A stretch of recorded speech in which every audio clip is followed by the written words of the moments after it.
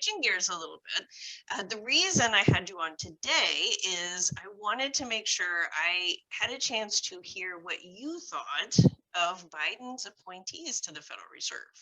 So as he's done his full 5 now, right? So earlier we had the appointments for chair. So for Jay Powell to have a second term, Lael Brainerd to be the vice chair. Both of them had their confirmation hearings before Senate banking this week, and they totally rocked it. Like both of them. And it was absolutely clear from the questions on both sides of the aisle, they're getting confirmed. Right? Like with both, they're going to have a lot of votes. Anyways, and it was lovely. And I would, okay, for those who are really into the Fed, the confirmation hearings were really great to listen to. Neither of them were asked a lot about what they would do as a Fed. I mean, they were asked about it. Their qualifications were in no way questioned. I mean, absolutely both of them are top notch. They got a lot of questions on what's happening in the economy. Why is it happening? A big role of the Federal Reserve, and frankly, I think its most important tool right now is its communication policy. And it's not just about communicating what the Fed is going to do. It's communicating what the world is going to do, like how things are going to roll out, because they are seen as something of a independent arbiter. And they are, but they're not like they're kind of treated a little bit like an oracle, and they do not have. There is no Oracle of Delphi inside of the Fed. I'm sure we looked for it, but it is not there. So it was just really interesting to hear their views, and they're good communicators. I completely agree. And I'll say about just the nominations real quick before we get into the new ones. That question, Powell was explicitly asked, like, or to confirm you are the economic policymaker for the government, and it made him uncomfortable. Obviously, it made him a little bit uncomfortable. But that is such a good point to pull out. That is how they are viewed, and that independence and that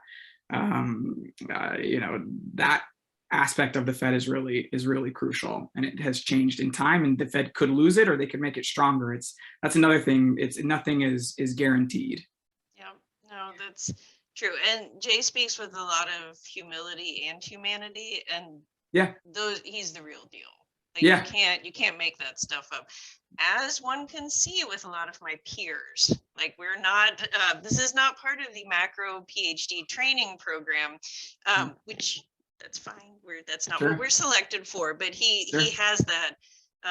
And frankly, I think it's a good thing he doesn't have a PhD in macro, but like that's not a popular opinion, and it's not important. But he's very good at it, and as is Lael. They've been an excellent team. When she was a governor, I mean, frankly, she was doing the workload of a vice chair for years. That's usually how you get a promotion. You're already working above your job grade. And then what we got last night, in kind of a surprise, we're all watching TV, hanging out. Literally, the news drops, news that has been promised to us since early December. Checks calendar. It is not. So, anyways, but we had the appointment. So, I think the big one people were waiting to hear about is there is a vice chair of supervision, which is a relatively new position. I think Randy Quarles was the first one to hold it, right? Yeah, he was the first one to be confirmed into that spot. Tarullo unofficially. Kind of an unofficial. But definitely played the role, but didn't have the title. Correct. So the nomination for the vice chair of supervision is Sarah Bloom Raskin. I worked with Sarah when she was at the Fed, because she was a governor during the Obama administration. She also served, after she finished her tenure at the board, she was the deputy secretary at Treasury. I think that's right. And has a law degree. So actually, they're going to be, when they all get confirmed, and they're all going to get confirmed, there will be 3 non-economists on the board. Big deal. We need lots of different kinds of diversity, and frankly, the regulatory work that the Fed does that often doesn't get discussed in the same way as the monetary policy, it's a really powerful tool. And I think comparatively, even for things like maximum employment, it has it might have more bite than some of the interest rate policies. I mean, Absolutely. it's very different, and they do have, fair lending and community development.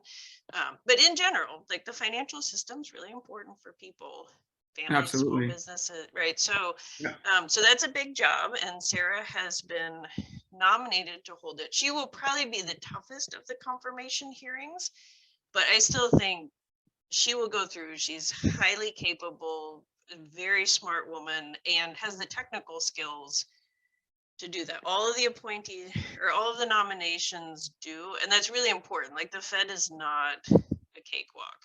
Yeah, Right? Like totally. it's a pretty intense job. And then the other two appointments are for the open governor seats, and one is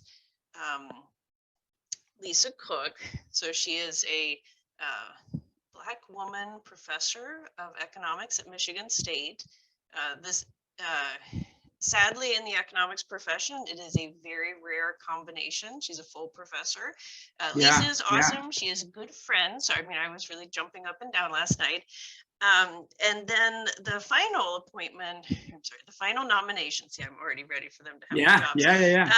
They're not appointed. Okay, the final one is Philip Jefferson. So he is, I guess he was a longtime professor at Swarthmore. I think that's right. And he's now a dean. Where is he a dean at? Do you remember? In North Carolina. I can't remember the name of the school. Yeah, is it Davidson? That sounds right. Yeah. In any case, so I have never met Philip. He's also an economist, a Black man also. So we will have two Black economists on the board of governors, and so that's historic. And there's never been a Black woman. We're going to talk more about history, so I'll turn it over to you for that part. And so I don't know him personally, but I have talked to a lot of people who've been his students. Oh, and cool. They just absolutely rave about, not just his teaching, but his mentorship. So again, we need like every single person on the board to bring like the humanity, and they do. So this is good. This is good for all of us. Okay, so, and fingers crossed, they're gonna get their hearing soon. I really hope Biden hasn't like made this more difficult, but whatever. They're announced. The official announcement was out this morning. Yay, this is great. Okay, so now